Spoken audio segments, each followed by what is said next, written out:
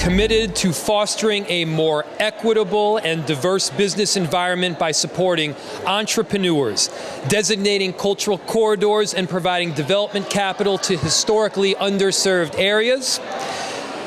And whereas the City of Minneapolis applauds the remarkable success and efforts of local BIPOC leaders and urges all residents to support Black businesses, not just this week, but year-round. Now, therefore, I, Jacob Fry, Mayor of the City of Minneapolis, do hereby proclaim July 22nd through July 28th, 2024 as Black Business Week in the City of Minneapolis. Happy Black Business Week, everybody. That's right. This is now the 4th annual Black Business Week that we've had in the City of Minneapolis, and every single year it gets better, it gets brighter, and the number of incredible entrepreneurs that are able to exhibit their crafts and their talents and unique skills just grows. And by the way, speaking of growing the economy, do you know the #1 demographic that is opening businesses right now? It's Black women. More than anyone else, Black women are opening businesses at a rate that we have never seen before.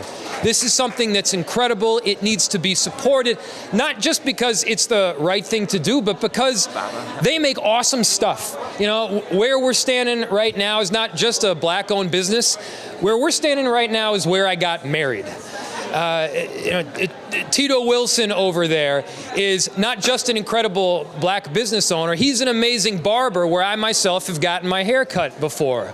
Latunji, right behind me, not just an incredible Black business owner, but the best peach cobbler you will find anywhere.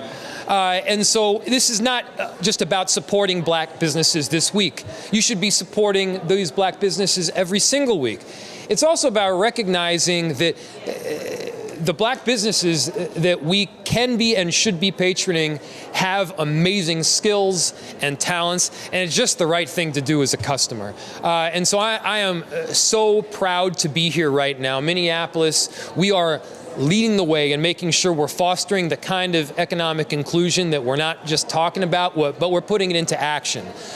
We've got $3 million annually that's going into our Ownership and Opportunity Fund, making sure that these Black-owned businesses aren't just owning their own business, but they're owning the underlying real estate, so that when those gains in equity happen, when the neighborhood or that corridor becomes wonderful because of all their work and their blood, sweat, and tears that they've poured into that business, they don't get the boot because the rents increase and displace them from some of the neighborhoods that they've made wonderful to begin with. They recognize a return in equity. That's what this ownership and opportunity is all about. We've got $9 million that are going in this year to economic inclusion throughout the city, and it's the kind of thing that we want to double down on again and again because, you know what, we know it works. There is no recovery that happens without Black business. There is no economic inclusion that happens without business. There's no economic progress that happens without the incredible Black entrepreneurs that are in this space and that exist in our city.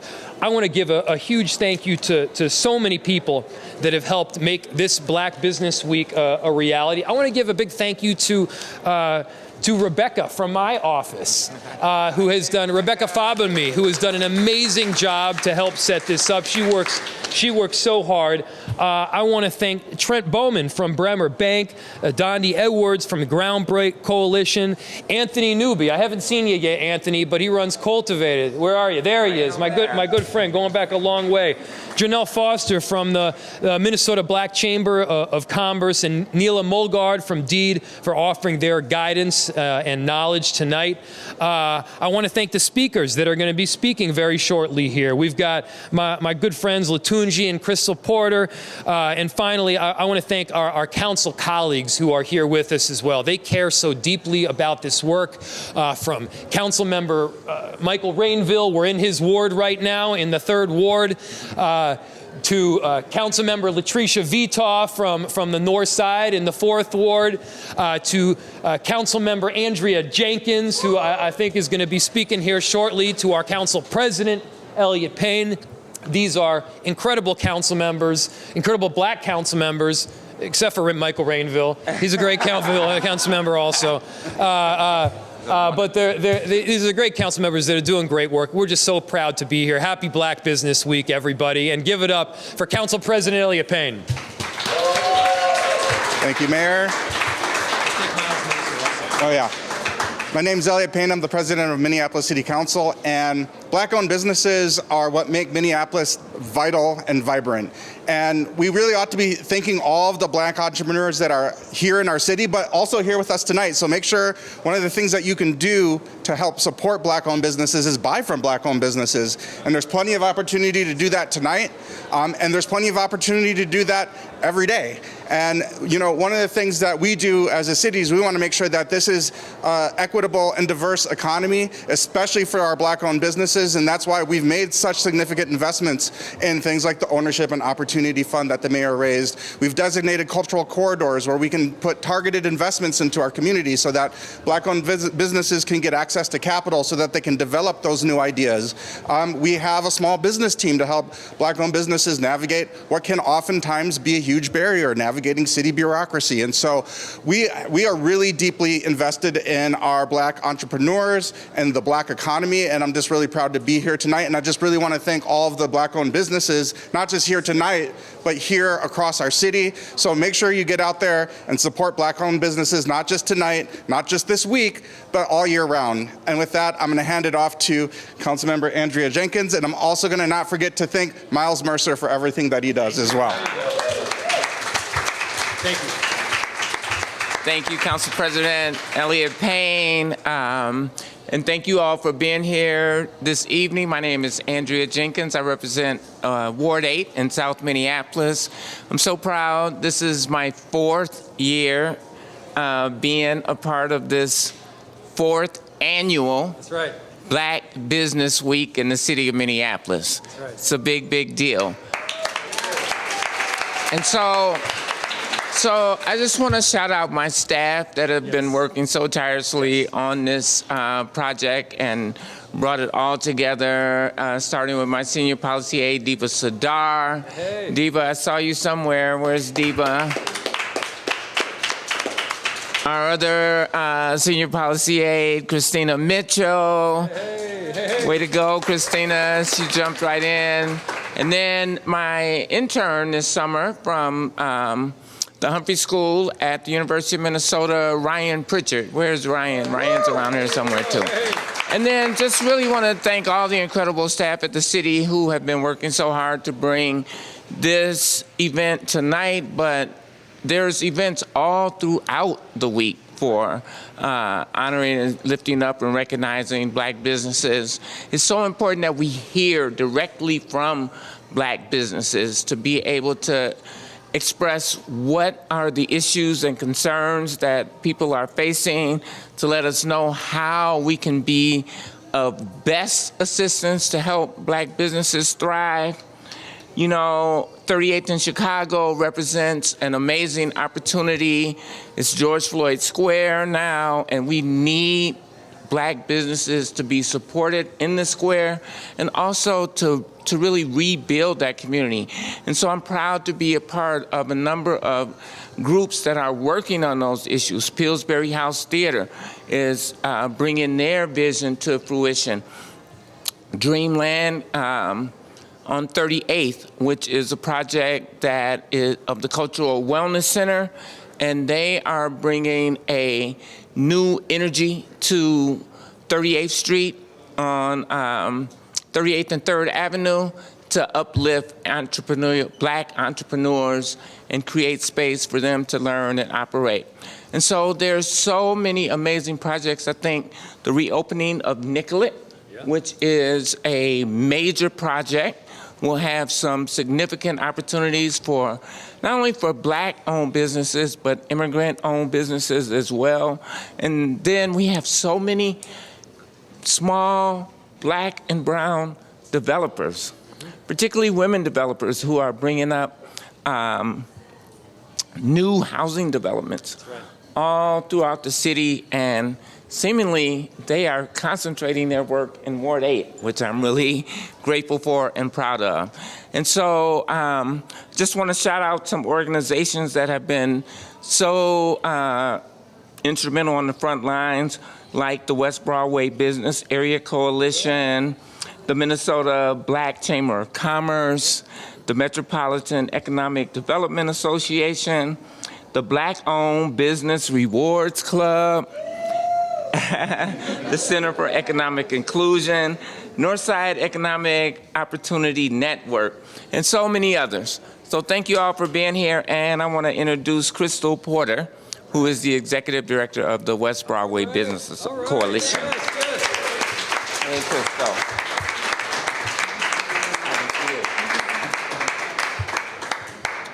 Good evening and happy Black Business Week 2024. Hey. We made it in here before the rain came down, so that's great. That was perfect timing. So I first want to start by dropping a few facts. Minneapolis has a population of approximately 429,606 residents, and 19.7% of them identify as Black.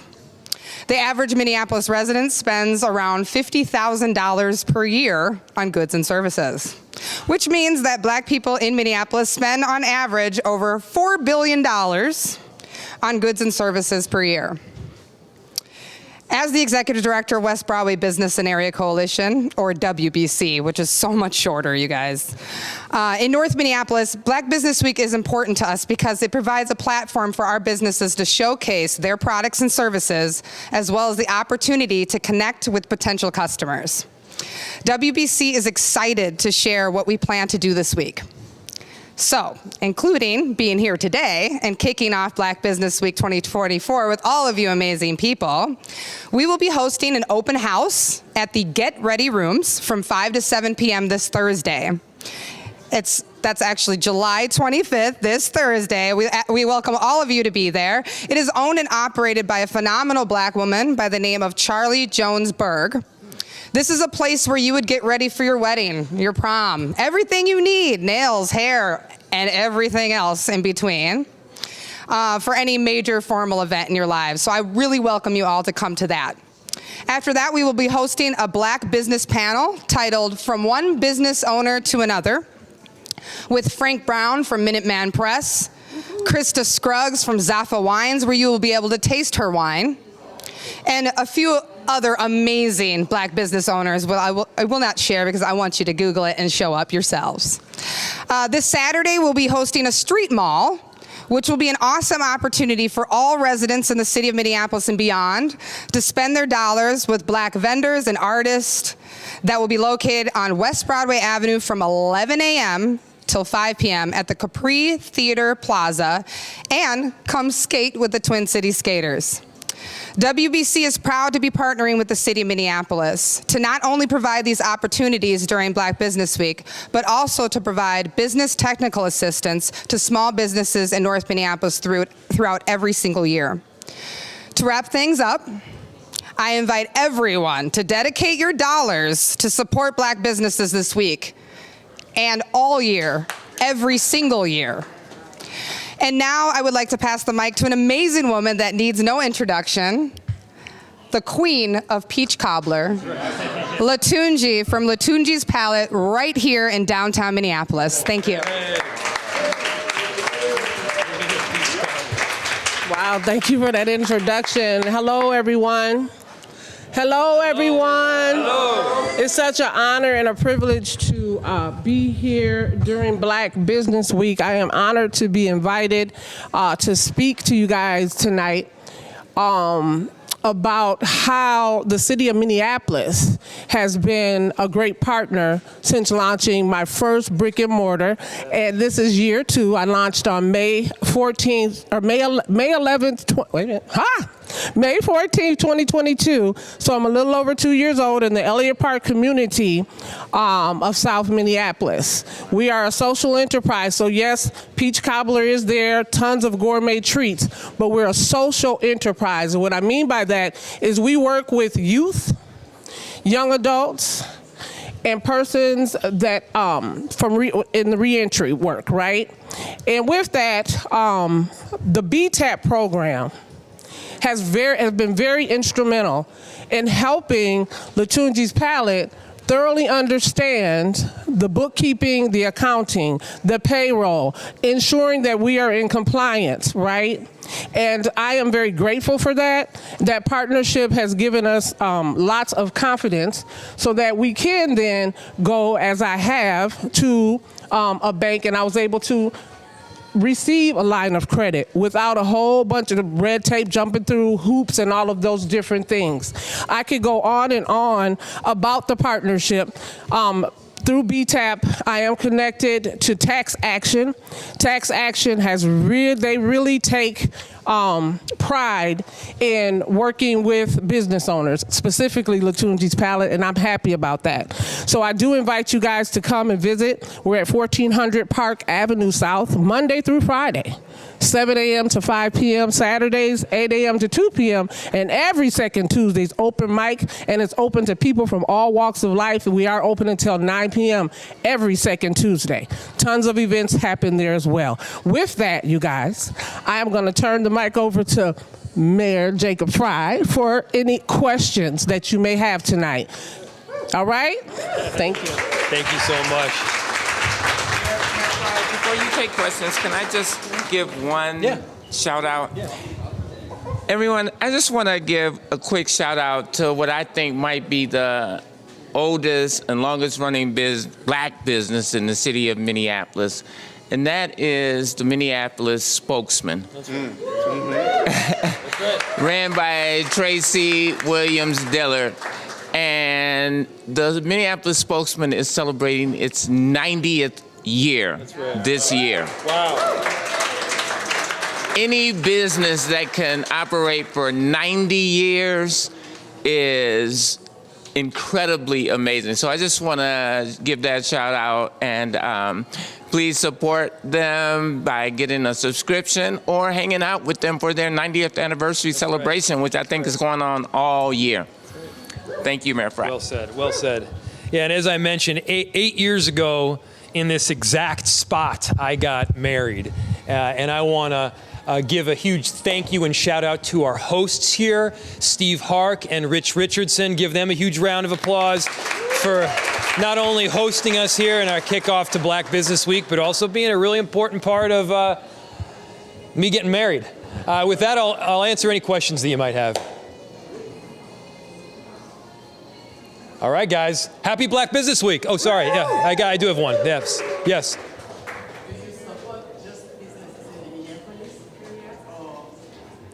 We support black businesses everywhere. The focus of Minneapolis Black Business Week, yes, is businesses within Minneapolis.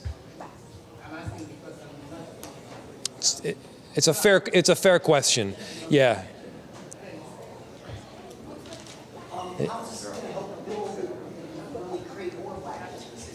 Yeah. Well, so much of this is by generating a combination of awareness and momentum. We have some extraordinary black businesses that will be right here in this room and will be showcasing their talents and skills all week. And so some of it is, check it out. You're going to see some products that you're going to want to buy on a regular basis. I mean, right after this, it's my birthday tomorrow, so I'm going to go buy a few things for myself. And again, it's not just, doing the right thing. There's some incredible stuff. And so this will generate awareness for people throughout our city. It'll make sure that these amazing black businesses have the ability to showcase their crafts and their talent. And again, it's good for our economy. This is helping to bring us back and see a rebound in full. Mayor, that sounds great. How are you monitoring and measuring the results of this initiative?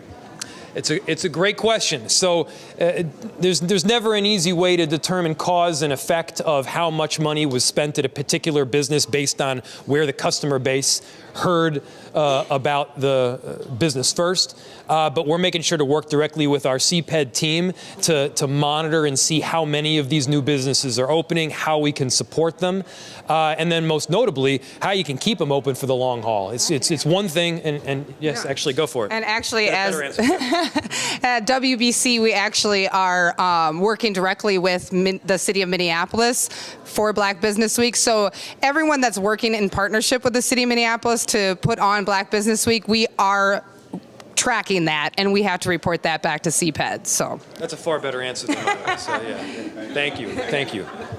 Any other questions?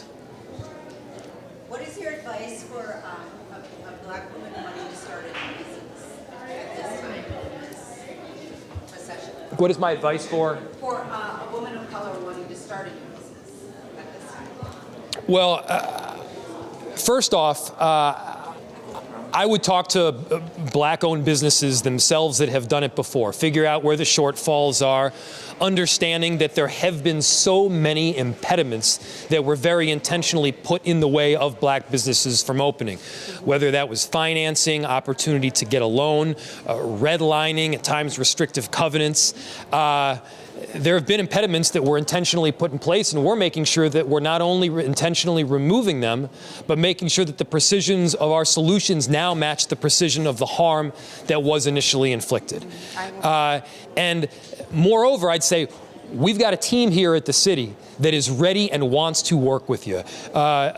Crystal mentioned, I believe, BTAP, Yes. which is the technical assistance that we can provide. We have connections with lending institutions that can help there. We have funds that are available at the city that can help you along. And so there are many opportunities to do this right. And I have a feeling that you can answer this even better than I can. Yeah, you know, we work with Black women and Black men all the time that are entrepreneurs that are looking to start and grow and scale up their businesses. And I would always recommend, especially for a Black woman, to tap into the Black Women's Wealth Alliance. They're located on West Broadway Avenue and Fremont Avenue in North Minneapolis. It was actually started by a woman by Kenya McKnight, and she works with a lot of Black women that are starting up. They have been very successful. If you ever heard of Rosaline's Place, Rosaline's Candles, she came up through Black Women's Wealth Alliance. Also, Northside Economic Opportunity Network on West Broadway is an awesome place to start as well. That's also known as Neon. And honestly, you know, come to our panel this Thursday. It's like I said, from one Black business owner to another is the title.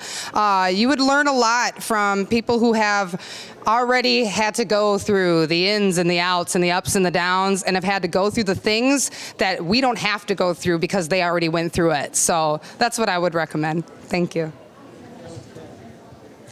Any other questions that I can pass on? Yes, please.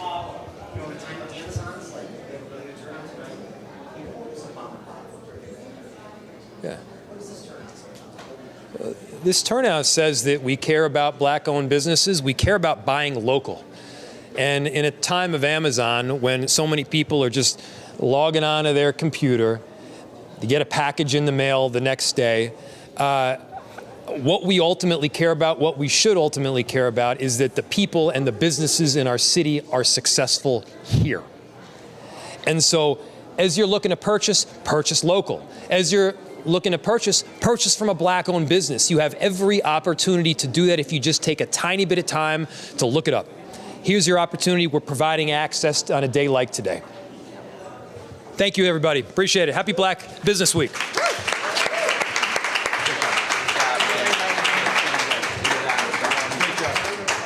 Great job. Yeah, good job. Great job.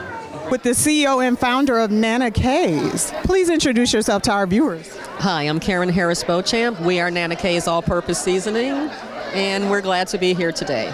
Thank you for joining us. Now talk to us a little bit about the work of Nana K's. I see that you have fruits, vegetables, bread. You have a lot of different things here for the seasoning. Talk about why it is so special here. Nana K's is a very versatile product. It is all-purpose. It contains 7 spices. It goes on absolutely everything from soup to nuts. We fit that model of absolutely everything all-purpose. We have here today fruit to give you kind of an idea of how versatile the product is. It also goes on drinks, as you see here. It goes in Bloody Marys as well. We are meat, seafood, poultry, vegetables, seasoned oils, pretty much everything. Nana K's is your friend in the kitchen. Now, you were telling me that you guys use kosher salt, but there also is another health benefit that is really important to our specific group of people, the African American community, the Black community, reducing hypertension. Can you talk to me about how Nana K's plays a benefit in that? Yes, Nana K's is on average about 18% lower in sodium than all spices. We use kosher salt, which is a very heavy granule, and it's very concentrated. So we use very little salt in our product. The blend actually manages to make sure that every particular taste bud that you have gets entertained some sort of way with Nana K's. Now, for people that weren't able to come to this event specifically, can you please let us know where they can purchase Nana K's? Yes, you can purchase Nana K's here locally at Brooklyn Park Hy-Vee. We're also online at nanakseasoning.com. We're on Amazon again as of August 15th. You can get us on Amazon. Go to our website, and we will be in more stores in the upcoming future. nanakseasoning.com. Now, are you guys interested in becoming a brick and mortar or being carried in grocers? Groceries, yeah, grocers, wholesale, and anything basically, but brick and mortar, not so much. We like to get around and make sure that we are accessible to everyone. So we're going to do the online thing. We used to have a restaurant, but right now it's all Nana K's. So wherever you want us to send it, we can do that. We ship anywhere. I don't know if viewers heard that, but they are shipping anywhere. Anywhere, yes. It's in London right now. International shipping is available. So if you are interested in buying the Nana K's product, please make sure that you hit them up on their website and purchase this life-changing seasoning that really has a lot of amazing health benefits. Lastly, can you talk to us about what being at events like this is like for you? The focus of having the Minneapolis Black Business Kickoff is taking place right here, and you're here talking about food as well as seasoning and meeting all these amazing people. What does that feel like to you as a business owner? Oh, it's amazing. The community is so supportive, and to have this kind of access granted to us, we're delighted to be here. I can't tell you how I am so just excited to be amongst all these businesses and all the resources here. It is very, very encompassing. It's an amazing event. I did it last year, and I met so many new people and got so many new friendships, relationships. It's very encompassing. So we're very glad to be here. It is wonderful to meet you and to be able to try some of this after we cut. I'm definitely going to come around and try some of the Nana K's. All the best to you, and congratulations on being a part of Minneapolis Black Business Week. Thank you very much. Thanks for having us. Nice to meet you. I am here with Honey Price of Honey Soul Food, Catering and Bakery, correct? Yes. Now talk to me about how long you've been in the business of this, and also what type of products are you offering here at the Minneapolis Black Business Week Kickoff? So I've been in business since 2019. I do soul food catering, baked goods, and I have a new seasoning line as well. And so what I have here today is my seasonings. I blend everything myself, and I use everything in my own food, so I know it works. And I also have cakes. I bake them from scratch. Everything is homemade. It's very delicious. I get very good reviews. And that's what I'm doing. So what has the experience been like for you to be out at the Minnesota Black Business Week kickoff event today? It's been very good. I've met a lot of good people and businesses. They've given me a lot of great information about small business opportunities and how to brand and rebuild and market your product so that the state of Minnesota and the people in Minneapolis know that I'm here and I'm working. I think that's wonderful. Now, for people that weren't able to make it to today's event but are interested in buying your spices or looking you up for this amazing cake, let us know where we can find you. You can find me at www.honeysoulfoodbakery.com. Again, that is honeysoulfoodbakery.com, and I'm also on Facebook and Instagram. Thank you so much for your time, honey, and keep up the amazing work. Thank you. Okay. I am here with Markella Smith, and your company is called? My company is The Dream Shop. Now talk to me about what you guys are selling here at The Dream Shop.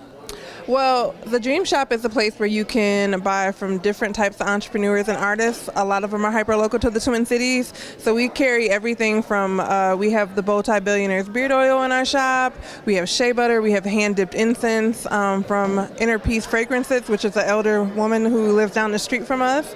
And so we are really big on like, how do we help build the dreams of other entrepreneurs in a spot that's open year-round.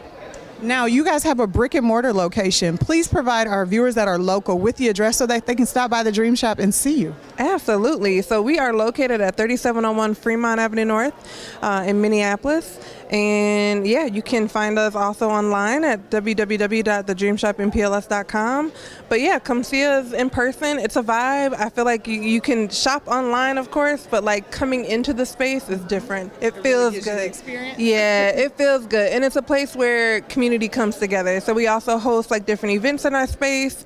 We do like open mic nights and sitcoms and conversations. But it's a place where community really gets a chance to build authentically versus it being like a forced interaction. It's just everything flows in that space. So Now talk to me about the impact of being a part of Minneapolis Black Business Week here today, the official kickoff. Talk to me about what that means to you. That's complicated. No. It always feels good to be included, right? I look at every opportunity, whether there's a lot of sales or there's not, or there's a big turnout or not, is a chance that we can network and build together.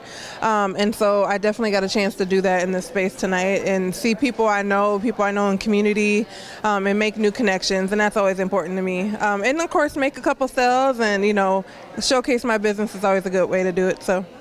Thank you, Markella, for your time. Please keep up the amazing work. And if you are at home watching this, make sure that you stop by the Dream Shop and not only catch a vibe, but also pick up some of this amazing merchandise. Today's panel is going to be really about unpacking how to get access to capital, what are some of the barriers to it, how are the city helping you get over those barriers, and we hope this is an informative conversation. With that, I'll hand it off to Councilmember Jenkins.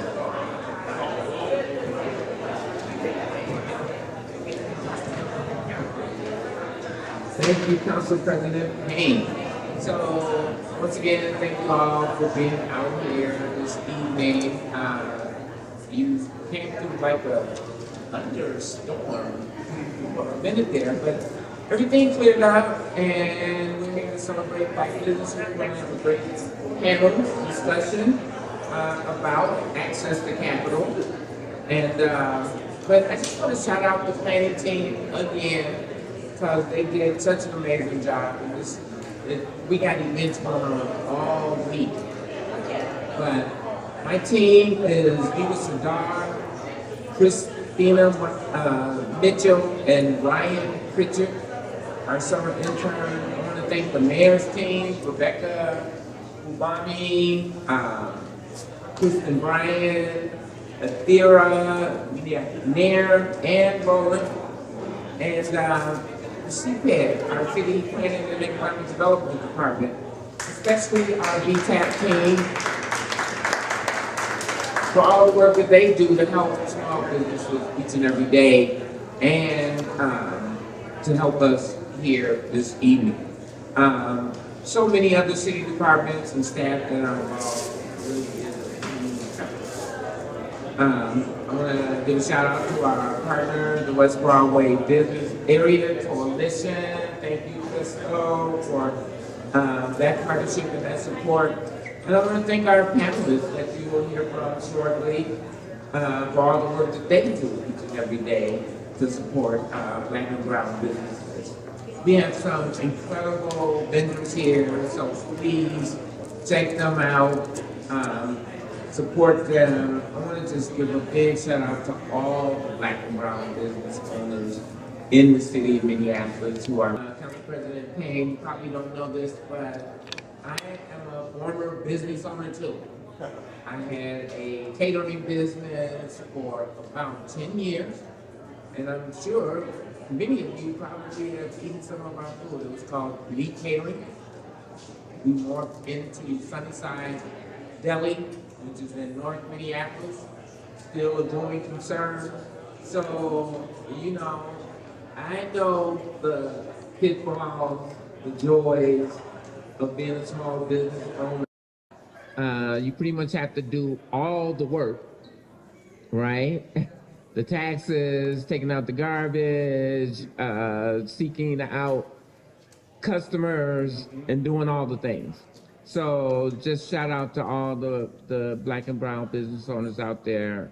You're doing tremendous work, keeping our neighborhoods safe, healthy, and economy strong. Don't forget that August is Black Business Month, and so this is moving us into the National Black Business Month. So, you know, we want to elevate, support, and uplift Black and brown businesses throughout the city and throughout the country. But more importantly, don't forget to spend your money with Black-owned businesses, period.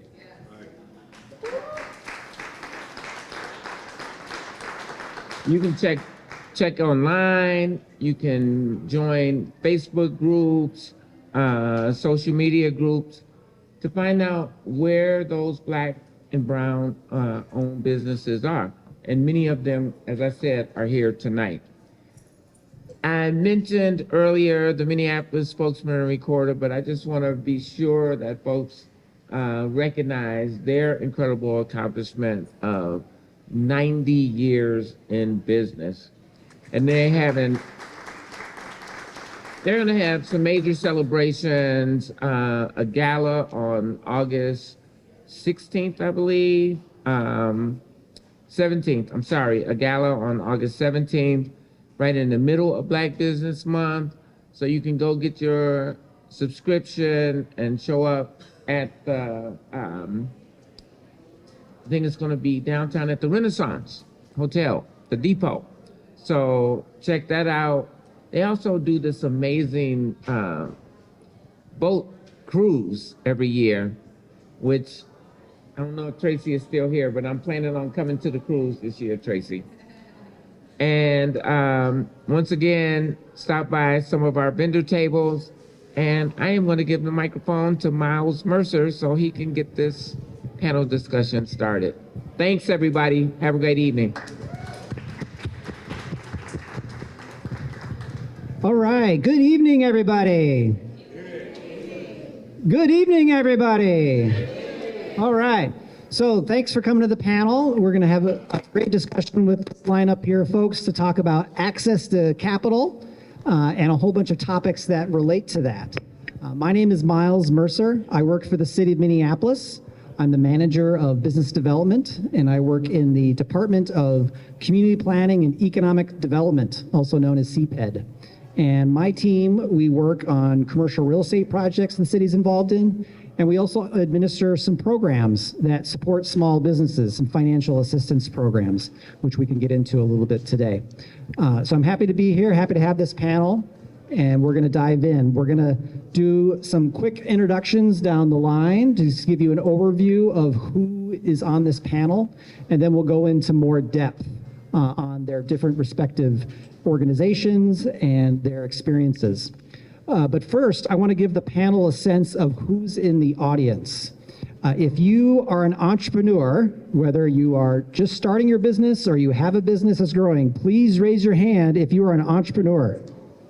All right, let's hear it for the entrepreneurs. Thanks for being here. That's great. Okay, so going down the line, our first panelist is Dondi Edwards. He is a project director with the Groundbreak Coalition. He's been a contributor and a leadership council member of the Groundbreak Coalition since its inception. He's also been a seasoned executive with Fortune 500 experience, serving in various leadership roles for large corporations, small companies, as well as being his own entrepreneur. Dondi, if you could say just a little bit about where you're coming from and what Groundbreak Coalition is, and we'll get in a little more depth a little later. Sure, thanks, Wallace. Dondi Edwards. Hey, it's good to be here. I represent the Groundbreak Coalition. So Groundbreak Coalition was started just a few years ago in the aftermath of George Floyd's murder. And the whole premise behind Groundbreak is to mobilize capital for people of color here in the Twin Cities. The goal is to aggregate $5 billion in capital to help spur economic growth in home ownership, in commercial development, and in entrepreneurship. So we're well on our way to that target, and I look forward to sharing more as we get into the panel. Fantastic. Thank you, Dante. Neela Molgard is the Executive Director of Small Business Development at the State of Minnesota's Department of Employment and Economic Development. She leads statewide efforts to serve startups, small businesses, and organizations that support them.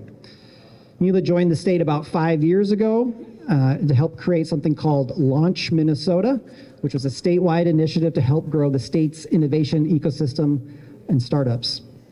Prior to joining state government, she was the founder of a nonprofit called Red Wing Unite down in Red Wing, Minnesota, which supports entrepreneurs, businesses, and students to succeed in the economy. Neela, say a little bit more about what you do at the state. Yes, it's a pleasure to be with all of you tonight, and just have to share a quick fact for those entrepreneurs and businesses in the room. Minnesota has the #1 business 5-year survival rate. So if you're starting a business, you're in the right state. So I just need to plug that great fact. Pleasure to be here. As Miles said, I work for the state of Minnesota in our Department of Employment and Economic Development, and I lead the Office of Small Business and Innovation. It's a new office that was created about a year ago to better serve our startups, our small businesses, and our entrepreneurs, and the organizations across the state that support them. So we brought together 5 different focus areas, Launch Minnesota being one of them, our small business development centers, our community partnerships, which deploy millions of dollars to nonprofits, some in the room here today. We have a small business assistance team that answers your emails, your phone calls, is there for you as our kind of our front door for service. And we have a new childcare office. So it's a great group of very passionate people who really care about serving our businesses across Minnesota. Our focus amongst those is 3 key things. One is to increase access to capital, which we'll dive in deeper tonight. Increase our connectivity across our state, because we know a more connected and coordinated ecosystem increases the rate and the success of new business formation, and also increasing the capacity, the know-how to start, scale, and succeed a business. So those are kind of our 3 main pillars that we work on as we try to serve our businesses across the state. Thank you very much. Great, thank Neela. Next is Trent Bowman with Bremer Bank. He serves as Bremer's VP of Community Impact Manager. He's responsible for leading efforts to educate first-time home buyers and low to moderate income families in the Twin Cities about the home buying process. Before joining Bremer, he's worked at several community banks. He's developed a background in mortgage lending, small business banking, wealth building, credit analysis, and community outreach across more than a decade in the financial services industry. Trent, welcome. Can you say a little bit more about Bremer and what you do there? Thank you for having me again. Kind of speaks for itself. You know, my passion, especially for entrepreneurs, is making sure that we understand the blueprint of home ownership as well as small business. So my role is to do one-on-one consultations, kind of get you from that beginning level, having that conversation, having the understanding, you know, putting that business plan as far as being able to execute that business plan, and then leverage it with my business partners at the bank. I also do a lot of community work within the community. I teach a lot of first-time home buyer classes. I do a lot of seminars on money management, credit empowerment, because I don't believe we have bad credit, because you can't have bad credit when you didn't know how credit worked in the first place. So I always say we have challenging credit, and let's learn how to execute the credit process. So when we come to the bank, we're at that VIP level where we can walk into a bank, go to a commercial lender or any lender and says, what do you got? What do you have to offer? I'm ready to go. Thank you. That's great. Next up, Janelle Foster, a board member of the Minnesota Black Chamber of Commerce. She's also a financial services executive with 30 years of experience. I don't believe 30 years. At a Fortune 500 company. Fortune 50 company. She's also on the boards of the Science Museum of Minnesota and Cookie Cart.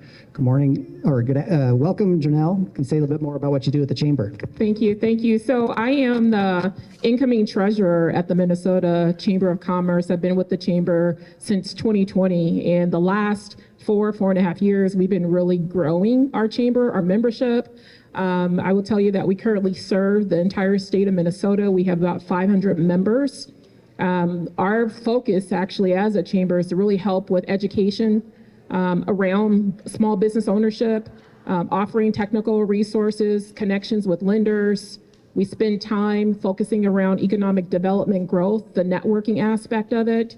The thing I think about is when we say that America is a great country, it's also great when Black businesses are great, when the Black community is doing great. In order for Black communities to do great, we need Black businesses to be great.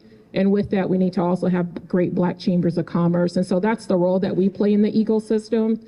Looking forward to doing some recruiting here today at this particular event, talking about the services that we offer, but also how we're making a deep and meaningful impact in this community. We've been around for the last 20 years. We are celebrating our 20 years of business here in the state of Minnesota.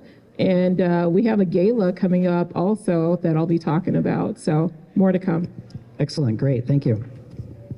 And finally, Anthony Newby. He is the owner and operator of a business called Cultivated CBD, which is located in Minneapolis. He has 15 plus years of experience as an entrepreneur and a community organizer.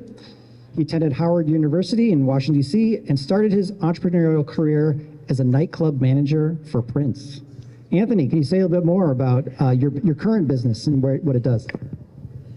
So how's everybody doing? First of all, it feels like I made some new friends on the panel. This is great, very impressive resumes and people I hope I can work with over time. But so I'm the cannabis voice on the panel. So I've got a low dose existing business called Cultivated. We're sold in about 500 retail outlets in Minnesota and South Dakota, Wisconsin, Florida through distribution. And so we've learned some things about the existing market and space, including topicals and beverages and edibles.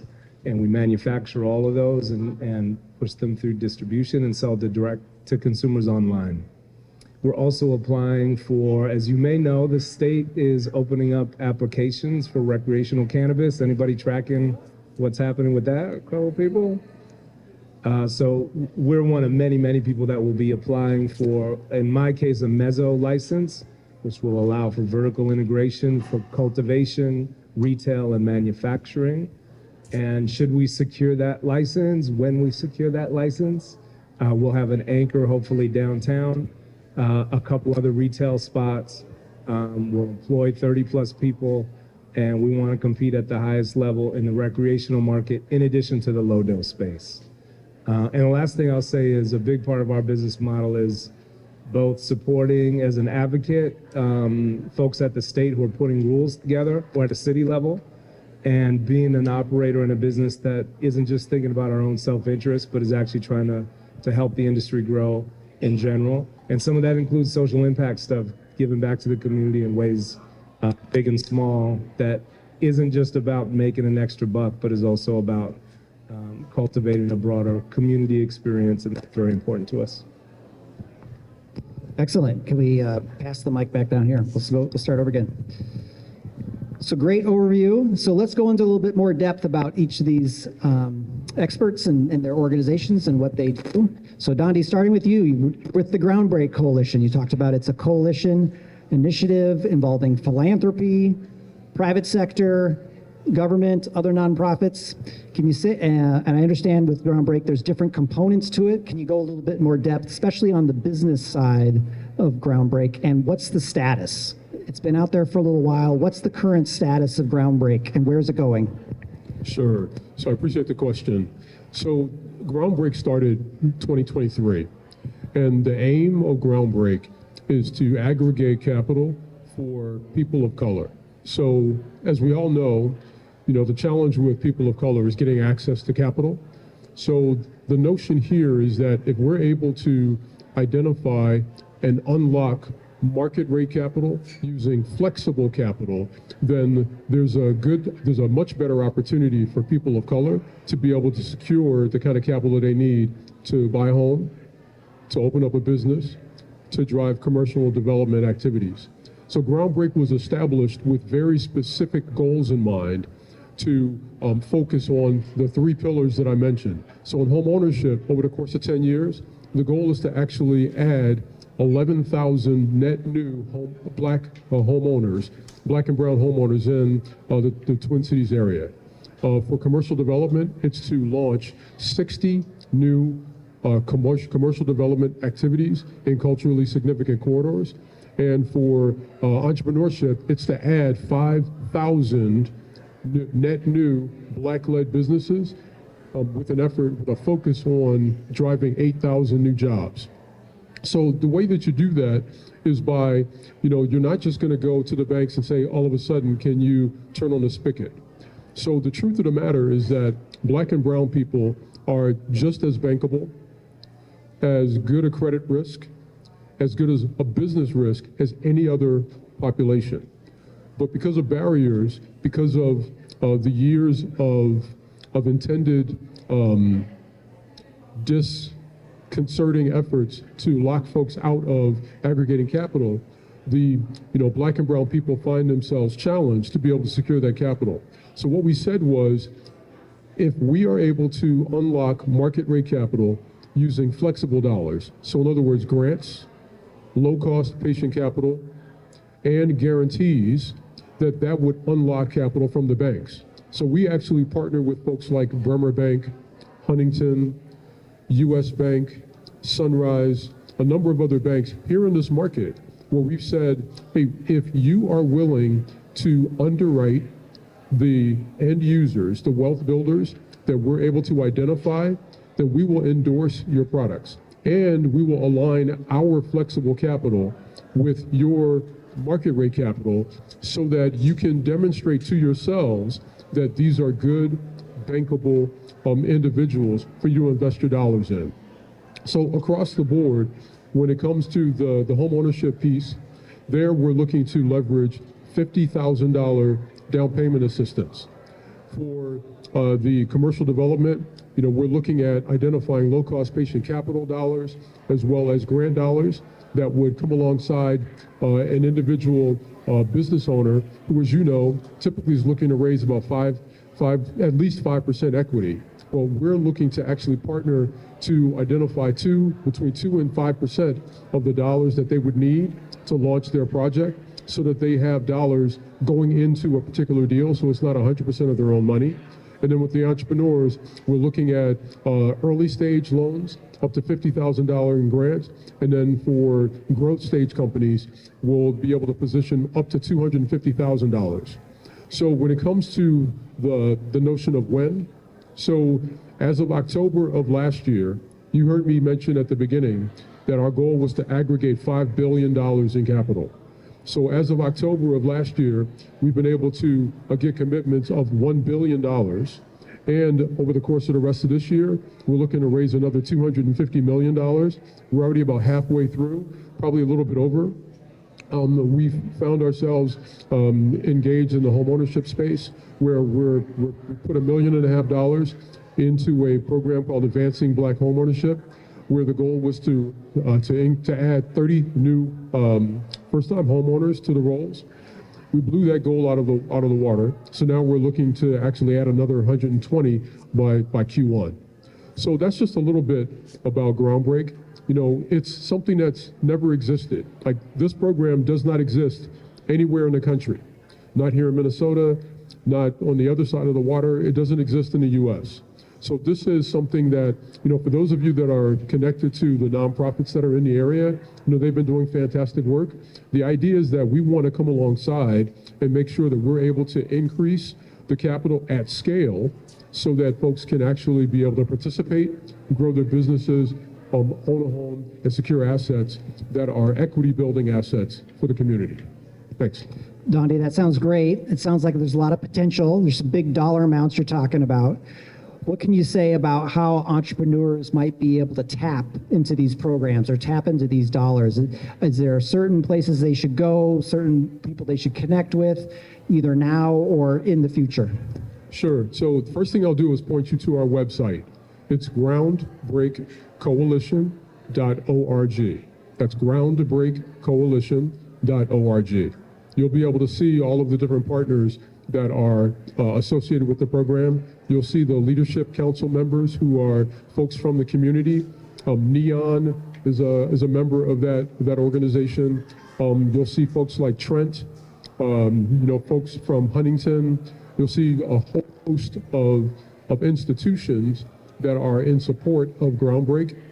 I would say that in the community, we've got organizations like Neon, like CRF, like META, who are connected to Groundbreak, who will be a part of our origination partners, who will help who will build pipelines. So when it comes to individual entrepreneurs, if you are looking to start a business or you already have a business and you're looking to expand your business, come the first of the year, Q1, we will start to mobilize capital. We'll start to actually deploy capital. We've got dollars raised, as I mentioned, about $1 billion that we've raised so far, another $250 million coming this year. So what I would say is go to the website, connect with some of the community partners, let them know that you are interested in starting a business or you're looking for a growth loan.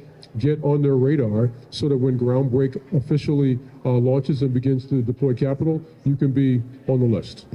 That's great. And Dondi, I just want to reinforce what you're talking about, the community partners, and that one of the great things that we have in Minneapolis is this system of community-based nonprofit organizations that are mission-driven to help businesses. And some of them are here tonight, some of them are on the panel.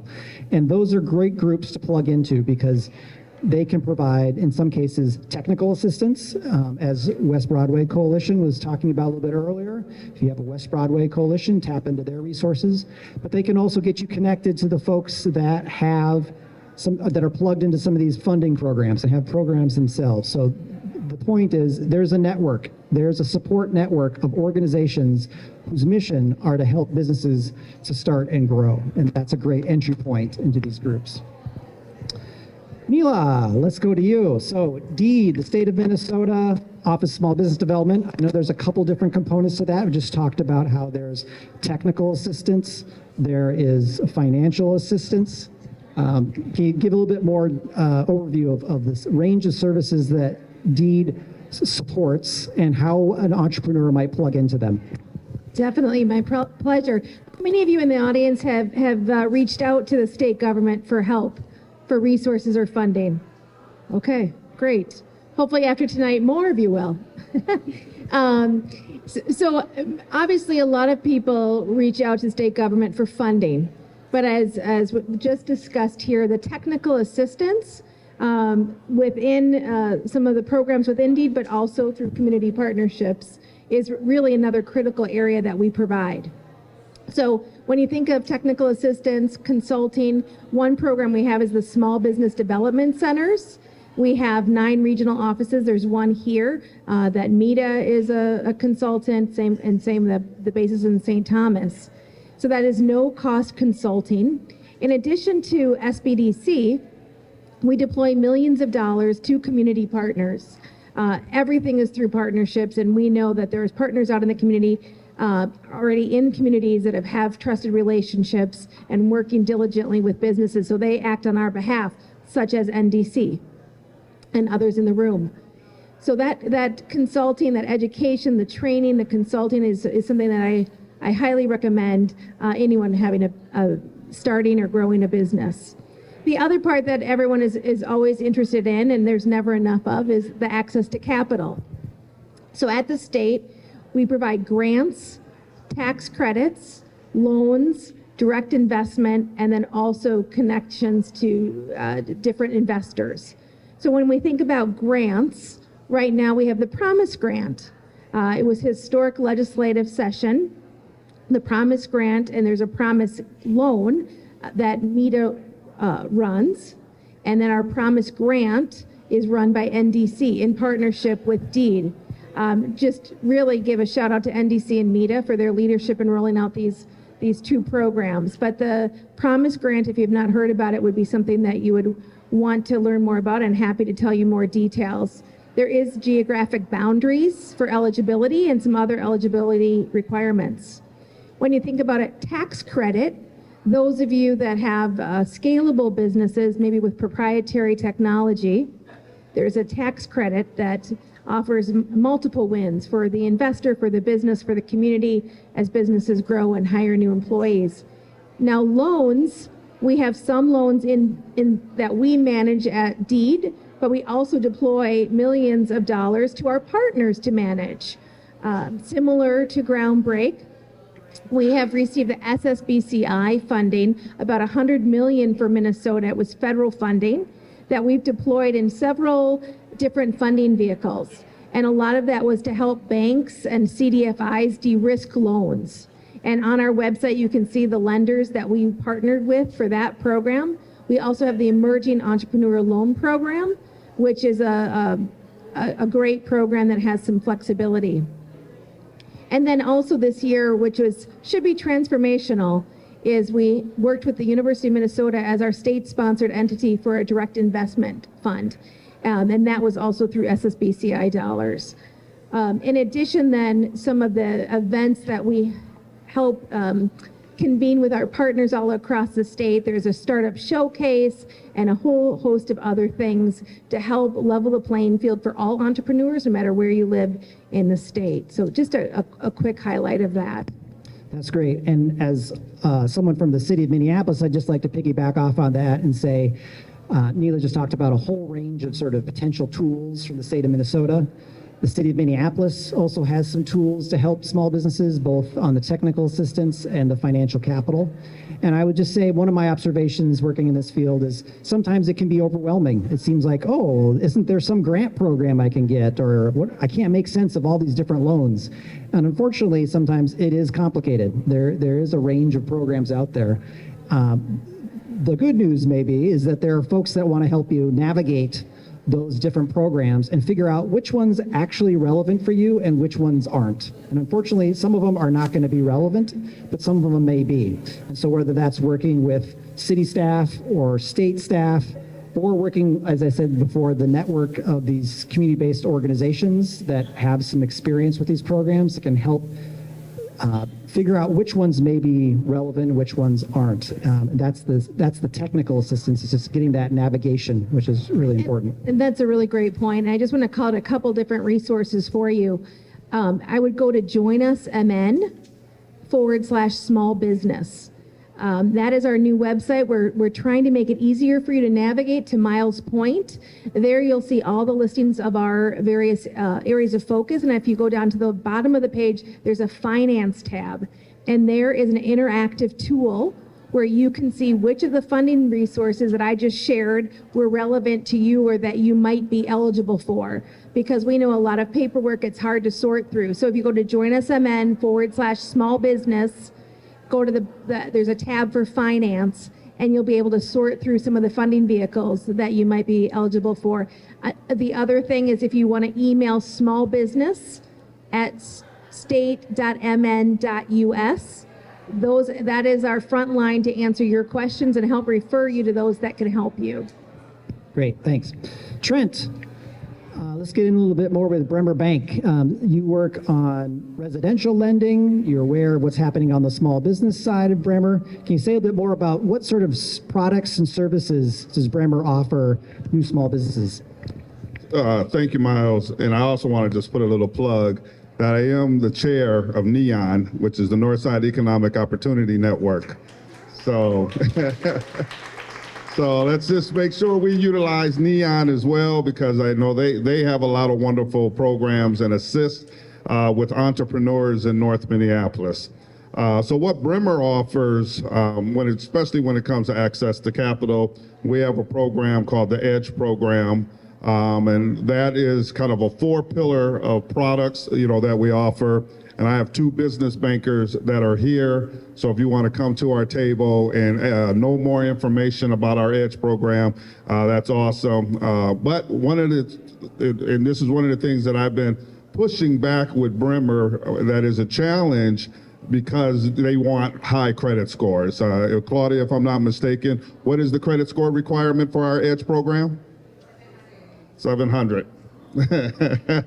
So again, you know, there's a lot of wonderful programs and a lot of opportunities out there for all of you, but one of the main things that I'm seeing with a lot of minority or black businesses, we're not bankable, you know, and to me that is that's just sad. And how do we become bankable? You know, you got NEON, you got the state programs where there are dollars. I sit on a number of other loan committees, and where we're giving micro loans, macro loans, you know, one-time loans. But what's going to allow your businesses to be sustainable, keep moving, and the businesses need a line of credit, you know, in order to keep things moving, a line of credit or even a business credit card. So we are really, really pushing, you know, to change that narrative when it comes to minority small businesses. But in order for us to help you, I need you to help me too, you know. So there are certain things that we as minority businesses have to do as well. And there's certain things we have to change up, you know, too, because again, access to capital, you know, America is ran on credit. You know, despite what we want to say, everything is run on credit. So again, the better the credit score, more opportunities. The doors are open for you. Not saying that there isn't anything out there when you have a marginal credit score. I don't want anybody to walk out of here and say, Trent said, if I got marginal credit, I can't get a loan. Not saying that, but what I am saying, who wants the VIP status? Who wants the VIP service? Every hand should be raised. So when you walk into that bank, when you've got that 700 or better credit score, now you have leverage. You've got capital, you've got collateral, you've got a great business going. Now you got the credit to back all of that up, and now you can get the opportunities to have some of these small business loans and credit cards that they offer. Mr. English.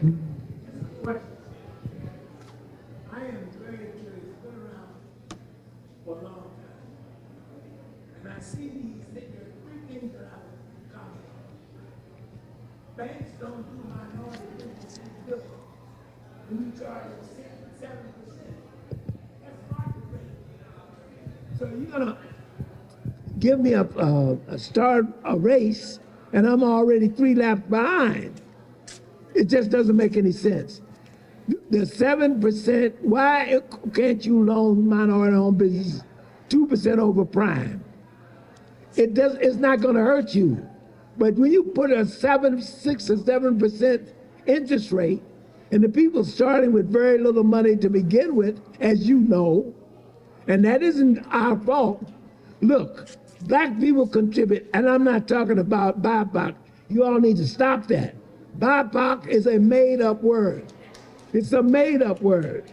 We are talking about black people, different cultures. And I'm not saying discriminate against anyone. But an ADOS person is very different than an immigrant that happens to be black, and very different from a Latino person. We're different cultures, and to lump us all together is another way, which I consider to be a foolish, if not insipid way of trying to get things done. More of a transparency. Okay, so if you got this $10 billion or whatever it is, which business did you start? Which ones? Name them. Put them out there so people can see which ones are really getting the loans. That's what's going to encourage people to improve their credit score. And I'll say one other thing. Why is it that white businesses can go bankrupt 5 times and get loans? Black businesses, you get one bad credit or rating or low credit score, and nobody wants to touch you. And that's the truth. That is the truth. I've taken people who had marginal credit scores, Trent, and they're not going to get any help. And almost, I heard the term, we make character loans. What the hell is that? A character loan. Who's going to judge whose character? You know, you got rich people running around, including one that's a billionaire running for president right now, He got all kind of character loans, didn't he? My point is made, and I'm just asking you guys on this panel to start looking at black businesses.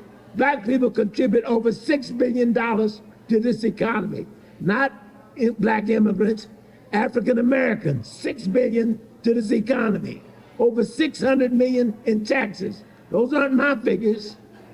Those are the figures of Dr. Bruce Corey, and you guys know it all. So my point simply is, you need to change some rules and be flexible, and you need to really be transparent of who you're helping so people can believe it. Right now, there's no believability in anything because nobody knows who gets the money. Thank you. Trent, you want to take that one? Why you always get me, man?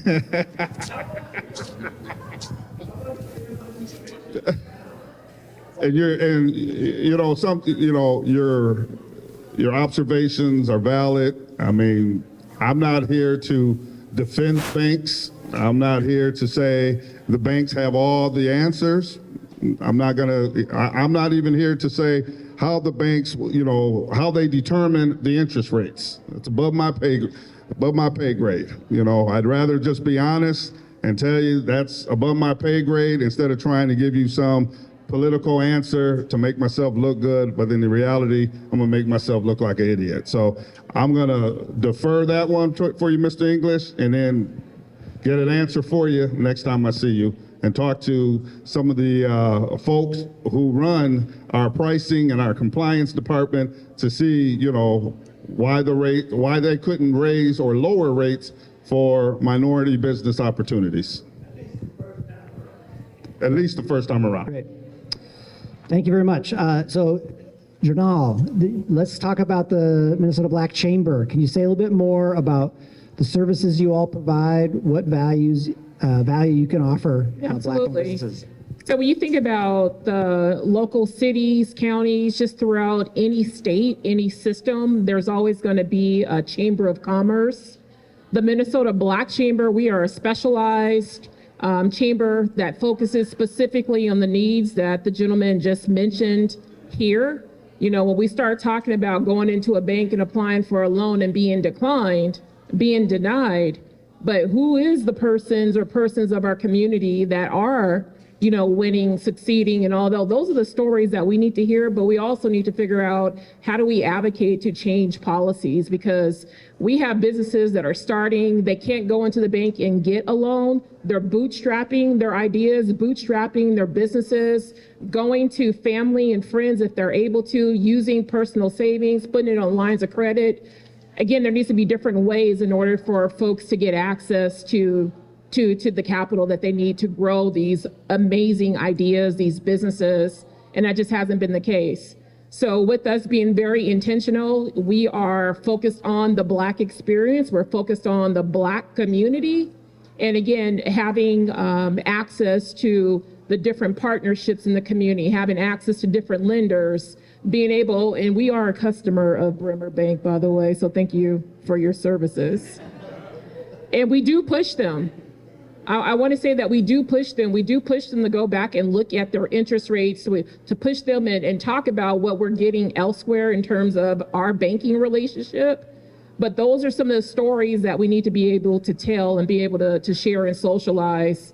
When I think about the chamber, some of the benefits of our chamber is that, one, we are 500 strong and growing. So that was one thing I really want to hit on. So think about the budding entrepreneur, or think about the seasoned business professional that has access to a community of business owners, of entrepreneurs, where you could actually share the story, share some of the challenges, share what the wins are. So that's one piece. I think the other piece is being able to have this shared learning opportunity, the education, the technical assistance that we talked about.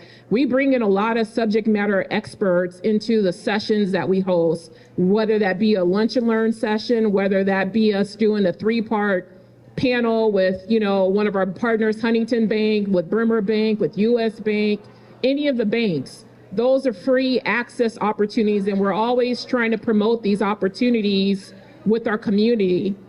The other thing I would say, I just came back from Washington, D.C. this weekend. I was out there because we're members of the United States Black Chamber of Commerce.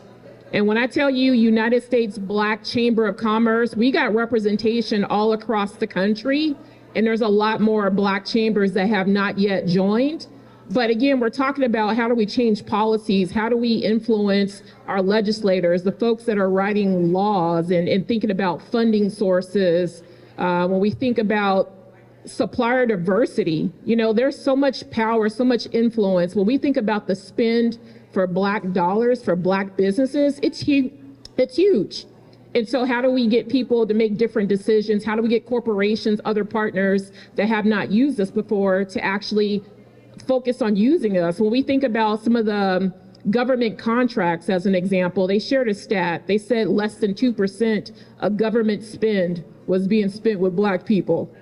I'm like, less than 2%? And so again, you just think about that and let that resonate for a minute.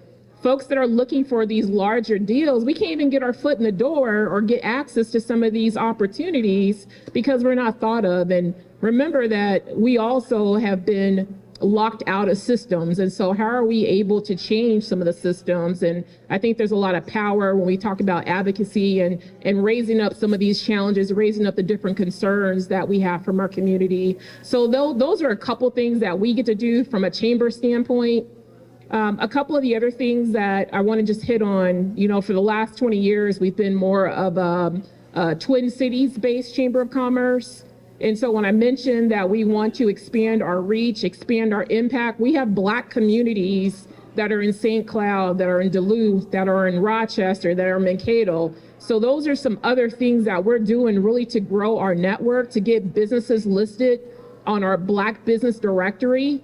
We have partners that are going to our directories and they're looking for you, but we need folks to also become members, number one, of the Black Chamber. And what I will tell you, you know, there's a zero barrier to entry to become a member. So we have free memberships. We also have premium memberships. But those are a couple of things that come to mind. The other thing that I think about is just some of the recent investment in the Black Chamber that has also come up. We just received a $1 million state appropriation from the state of Minnesota, which we're super excited about. So thank you, Deed. We have investors in the Black Chamber. So we have something called the 10,000 Black Business Program, and Dondi talked a little bit about what they're doing at Groundbreak. We can't do it at the level that Groundbreak is doing it, but we are fundraising. We've received about $2 to $3 million so far to help fund a 10,000 Black business strategy. And this isn't for loans, this is for grants, because we know that grants are needed for the Black community.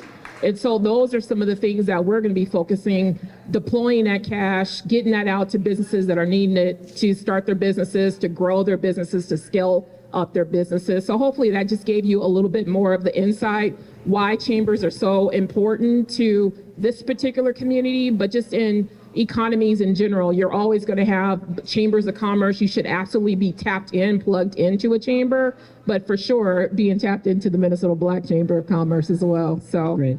That's what I would share. That's great. Thanks so much. Sorry for rambling. Anthony, let's talk about your entrepreneurial journey, how you got started in CBD business. What's been some of the challenges you've faced? What's been your for your business? And you're in a unique industry that's got some unique characteristics. How have you addressed that? What's worked and what's not worked? So I come from an entrepreneurial family, and so I grew up behind the register, you know, dealing with customers, bagging groceries in a little gas station. That's how I spent my teen years. When other kids got to go out to play, I had to work the shift that got scheduled for you and put groceries in the bag. So I've been around entrepreneurial projects all of my life. Cannabis for me started in 2018 with a small group of friends and very little money. In 2018. I don't personally come from generational wealth, so there weren't people in my family that I could call and say, give me some money, I want to start a weed business. That wasn't really a thing. I had to bootstrap a thing, kitchen table style with a few products and gain momentum and traction. And over time, for me, the equity or the financing piece didn't come from banks. Unfortunately, although now I have banks that will take money, which is a good thing. They're happy to take deposits, but getting loans is very, very difficult in cannabis, even in the low dose existing space. So for me, it's been private investors, a series of folks where I've had to figure out how do I get the least amount of friction possible to fund my projects. And after kind of hitting my head against the wall with conventional financing, I think I have up to 11 rejection letters from banks for loans. And a lot of that's just the nature of the business.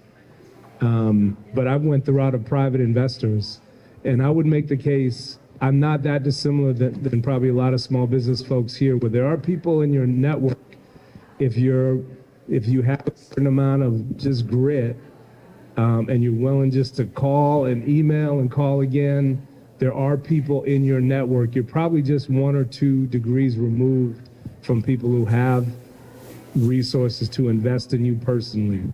And for me, that came from a series of private investments and now private equity, which is a different form of investment, much bigger dollar amounts. But similarly, I've never been asked for a credit report from private equity. They just move big swaths of, for me, big is relative. But for me, big sums of money, and it's not about credit scores. It's at 3% interest. It moves quickly.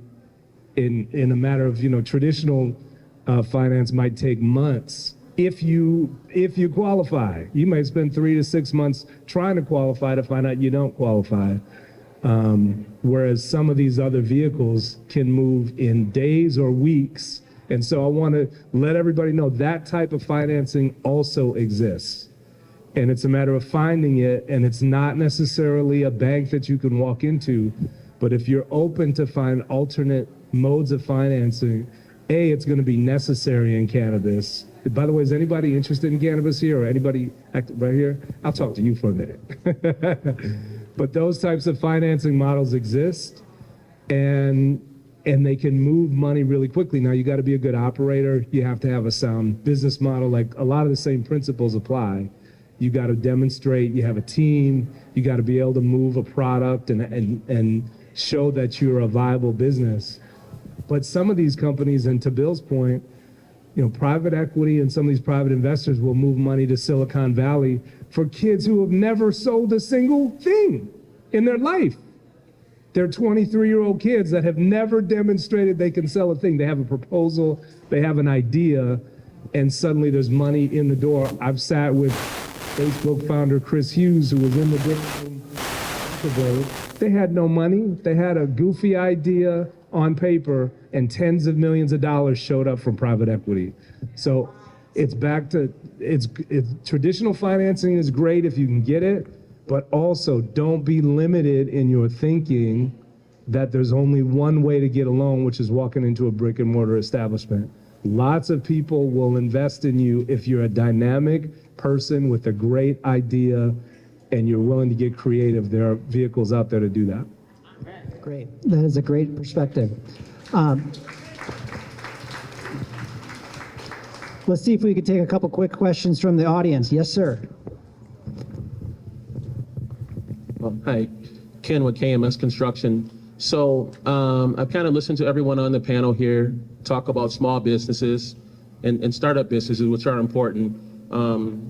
Small Black startup businesses, but there are a number of small Black bigger businesses that have been around for a long time, and there's no avenue there, right? So let's talk about Deed or the city of Minneapolis, right? So once you get to a certain financial level, right, and you're still a small business, right, there are, besides, having the educational component with Deed or other places that are out there, the financial part kind of cuts off a little bit.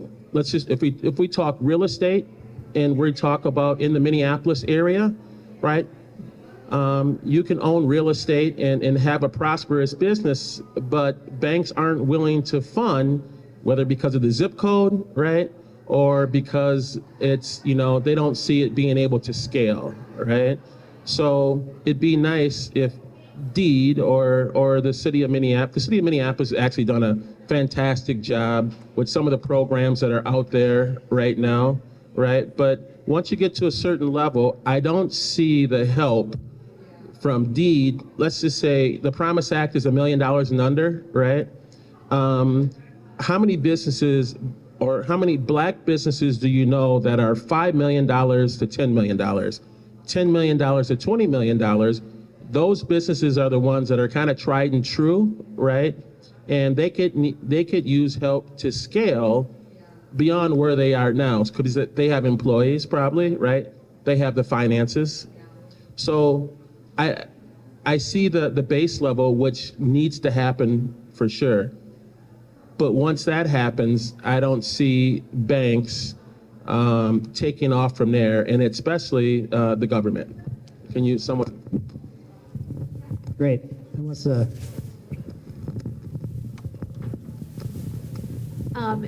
I hear you, and we see that in the entrepreneurial journey, from the idea stage to the investment stage and the growth stage. There are still gaps. We are limited also with the funding, right, that we receive and the programs that we're able to deploy. So I acknowledge that there are gaps.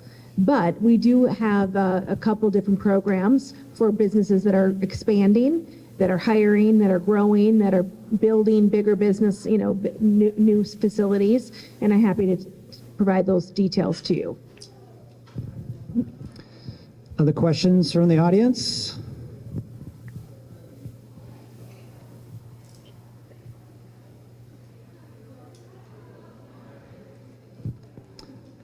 Yes. So I'm curious, what about this? In fact, we started Black businesses because we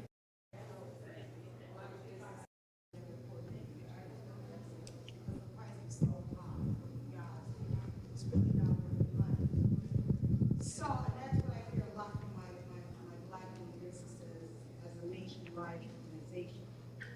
Now, I started the organization from nothing, just on a scale, okay? And it's grown to be what it is today. I'm very proud of it. I guess my question now has to do with the behavior that we have amongst our communities. Minnesota being one of the best states, okay, for blacks to live.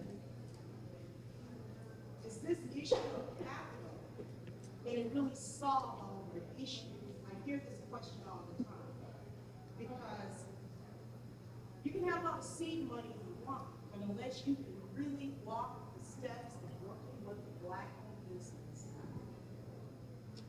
I don't think we're gonna get there as a community. And I don't know if you understand my question behind it, because there's just a lot more to running a business than just the cap, okay? We see it all the time. We give businesses $1 million, $2 million, they're out of business in 2 years, okay? So, I just, I don't know how you guys feel about that issue, but there's a lot of different factors that play a role in operating a business. And that's what we do as an organization. We don't get a whole lot of credit for it, but that's what we do. And so I just want to kind of get a little bit of what you guys think about that. Maybe some of the factors that you think play a role in operating a business. What's the name of your organization? What's the name of your organization? Feel very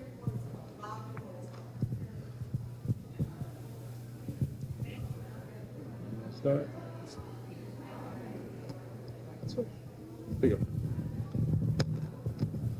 I think it's similar to the last question, that we realize that not every need is being able to be met, and but we continue to try to look at that journey of resources, the technical assistance that we talked about, the mentoring, the consulting, in addition to the capital, and working with people and organizations all in the communities already that are having those business relationships to make sure that, you know, at every stage of that, of a business journey, right, the needs change. And the subject matter expertise that you needs change. And so we are really purposefully trying to work with organizations and make sure that we have the tools internally to help refer businesses to the right people and the right organizations at the right time of their business journey. But we're continuously leaning on others, and we are also acknowledging the gaps that you're feeling. You know, I think it's a really good question. And I want to be thoughtful in how I respond. So I think your question is, let's move beyond capital. How do we make sure that when the money shows up, the person is ready to handle the money? So my pastor back when we lived in the East Coast, we used to go to a church in Brooklyn, and he used to say that, you know, be careful that your talent doesn't take you to a place that your character can't sustain you. So when I think about what you're asking to make sure that, hey, if dollars show up, what else is going to show up? Now, what I'll tell you is that none of the organizations up here have as their core responsibility to drive that side of the equation. However, one of the things that we're trying to do with Groundbreak, I'll speak about Groundbreak specifically, is to establish an ecosystem. So there's two things that you should know about Groundbreak. So Groundbreak was created to address the challenges in the financial system. So the financial system was established, has been intentionally established to isolate people of color. So when it began with the GI Bill and the dollars were made available for black GIs when they came back from serving our country, less than 2% of those dollars actually went to GIs. So now you fast forward and you've got the challenges that you have with people who don't have access to capital. So what we said was, hey, let's not keep expecting the banks to just change the way that they underwrite. Let's actually prove to them that there are people who are worth you evaluating differently, and we're actually going to identify ways to bring dollars to the table so that you can unlock their dollars. Now, as a part of what we're doing, we're actually building an ecosystem. So that ecosystem includes partners from the Twin Cities. So it's nonprofits. It is private investors. It's banks like Huntington and Bremer. It's mission-oriented partners who are close to the consumer, who are looking for ways to come alongside individual business owners, individual entrepreneurs, individual prospective homeowners to help them understand the process, to help them identify opportunities to take advantage of capital. We're going to partner with them in credit counseling and some of the other things that will help them unlock the opportunities, and then tap them into the networks that exist. So what I would say and tell me your name? Michelle, I would say once we're done, come see me. Because what I would love to do is have you plug in and become one of our partners. So that when individuals who are looking for opportunities to secure dollars to start a business, they're looking for opportunities to secure dollars to begin a commercial development concern, we can send them to you, and you will understand what the programs are that we have, and you can actually help us develop a pipeline of individuals who can qualify for not the market rate dollars, but for the flexible dollars that will unlock the market rate dollars. So I feel like there's an opportunity for us to talk through that.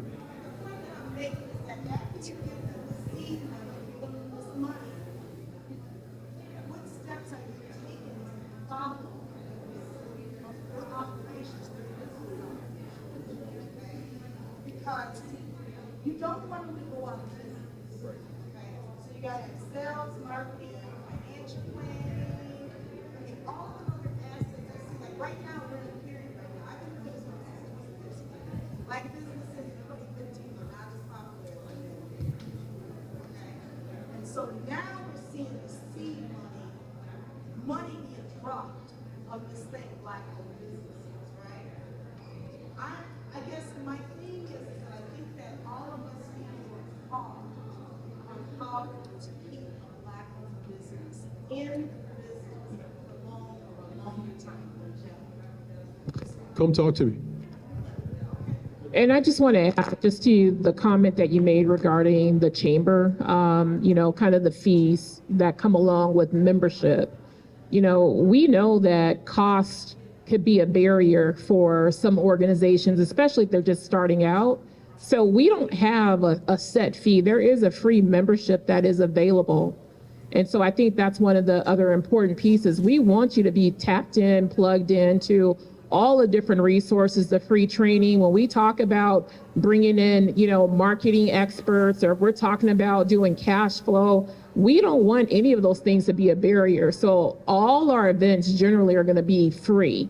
Now, we do also have a membership fee for those larger businesses that can afford to pay $150, $300, depending on their size and scope on an annual basis. So we want to make sure there's a real value prop for organizations, but we also know that we need to continue to build this community, and removing that barrier is one of the things that we're committed to doing. So I just wanted to address that piece.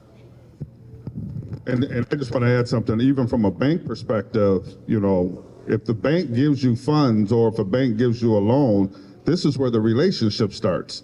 We don't want to give anybody a loan and then see it fail. So how can we support from a marketing campaign? How do we look at, we have business bankers that will go over your numbers. They'll talk to you about, certain quarters. Is this a strong quarter? Is this a weak quarter? How do we market within our own community? I mean, growing up in North Minneapolis, that's probably one of our biggest challenges is we don't get our own people to do business with each other. So again, we can give you the resources, we can give you the consultations, we can give you and work with you on a one-on-one basis, but at the end of the day, it's all about the community. How do we get the community to walk into our restaurant and say, I'd like to have dinner here, without having the restaurant be on Facebook being ripped apart because the service wasn't the greatest service that they ever had. Sometimes our own community can be our own worst nightmares. Our expectations sometimes can be a little higher, than say other businesses. So first and foremost, we got to market in our community. We gotta tell our community, there is the corner store over here, there is a nice restaurant. You got Mr. Wilson here that has a barber shop in the community, and now he's just purchased another entity where he's gonna try to grow that business. We gotta start in our community first, because trust me, from the words of our CEO, banks are in the business to give money. Now get back to Mr. English. I don't know what interest rates you're gonna get, but we are in the business to give money, but also we gotta make sure our community supports the businesses that are in our community.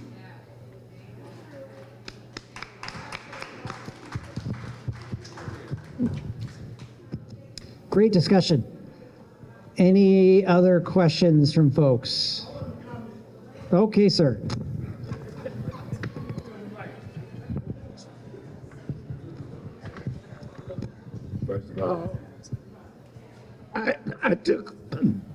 I took some liberties. I took some liberties that I typically don't take because you all are not the issue or the problem. I know that. You all are not the problem. You're the ones that are trying to help. So then I didn't mean anything personal. But what I am talking about is the system. And if we keep denying that here in Babylon, which some people call America, that they want you to succeed in business, you're fooling yourself. Okay? Now, in terms of why we buy each other, that you know the symptoms of that. We don't buy each from each other. But what we're gonna buy from, and all we can start is a barbershop, and nothing wrong with barbershop. Tito cuts my hair. But in terms of beauty shops, there are other businesses that we can start and own. The dollar turns over in North Minneapolis less than one time. Less than one time. For a community to be healthy, the dollar's got to turn over 5 times. So I'm saying this, I want to make sure the panel understand. You all are not the issue, and we understand that. Thank you for what you do. You're doing a good job. But you need to be much more transparent. I will continue to say that, because transparency makes people believe. But if don't nobody know what groundbreaking is doing, except what they read in the Star and Tribune, if they read that paper, then they don't know where to come and get help. And the same thing in terms of deed. Deed, you do. I know Deed. Deed has helped one of my clients. Devin George just create a $30 million modular manufacturing plant in North Minneapolis, okay? That was because of help from Deed and the city and people like yourselves who were very much interested in helping. So I don't want anyone to walk away from this meeting thinking that these people are not here to help. The city of Minneapolis, the CPED, I call it the new CPED. And I've been calling new CPED for 5 years because you've been doing a much better job over the last 5 years than was done before, and I've been around a long time. So that way I know when it's new. In terms of those, the Groundbreak Coalition is a wonderful idea. It's a great idea. And I think the lottery for $50,000 homes that Bush gave, that's great. But in terms of what you do for entrepreneurship and things like that, you've got to really be transparent and let people know, here we are, this is what we do, and this is what we don't do. And that way, people will have some believability in it. We got a selling job to do, and it's not everybody's cut out to be an entrepreneur.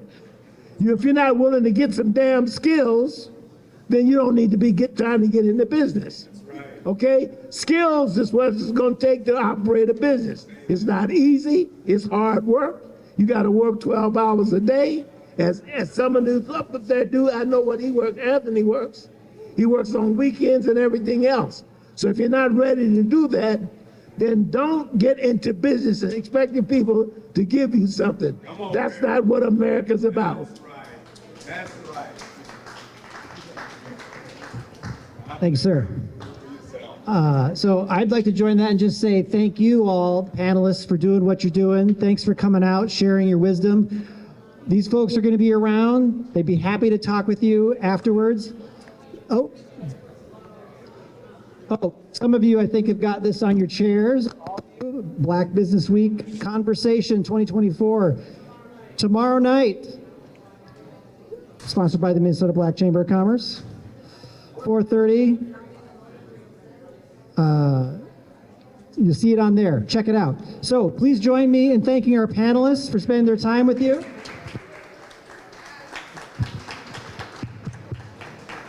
Please go visit all the great folks tabling. I think we might still have some food over there. Thanks for coming out, everybody. Have a good evening. We have just wrapped the amazing panel that took place for the Minneapolis Black Business Week. We've heard from some really important people here, people from Bremer Bank, the city of Minneapolis, and so much more. I will provide you guys with a few resources if you are business owners, job seekers, or people that are interested in expanding your business. I have a few websites here for you that they gave. One is from Mr. Miles Mercer, groundbreak.org. That is GROUNDBREAK.org. And Miss Edna McKenzie gave us the information of Join Us. Minnesota.org. If you are interested in not only growing your business but also getting licensure and training, please make sure that you reach out to either one of those amazing websites, and they will help connect you to the city of Minneapolis, to Deed, as well as to Bremer Bank. As always, I am Anna Orr, and this has been airing on OROMIA11. I look forward to connecting again with you soon.